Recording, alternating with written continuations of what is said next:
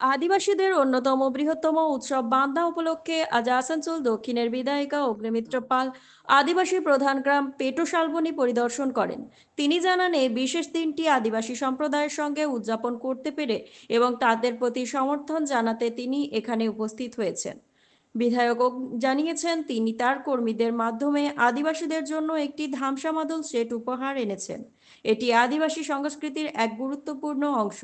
এছাড়াও তিনি আদিবাসী সম্প্রদায়ের সঙ্গে তাদের ঐতিহ্যবাহী উৎসবে আনন্দে শরিক হন।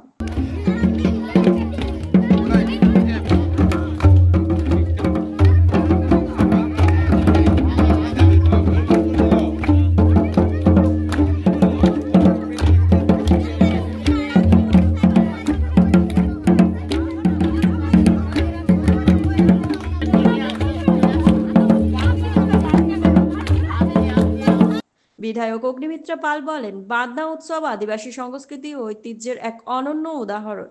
এই অনুষ্ঠানে উপস্থিত হতে পেরে আমি অত্যন্তই আনন্দিত এবং গর্বিত।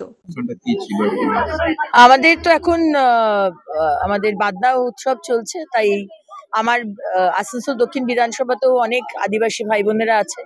তো আমারই বিধানসভার একটি ছোট্ট সুন্দর গ্রাম পেটোশালবনী, সেখানে আজকে আমি এসেছি। আমি আমার হাত দিয়ে, আমার সমস্ত কার্যকর্তা ভাই বোনের হাত দিয়ে তাদের একটা ধামসা মাদলের সেট, দুটো মাদল আর একটা ধামসা তাদেরকে দেওয়া হলো এবং তাদের সাথে নাচ গান করা, উৎসব মানানো, তাদের আনন্দ ভাগ করে নেওয়া, সেই জন্যই আজকে এখানে আসা।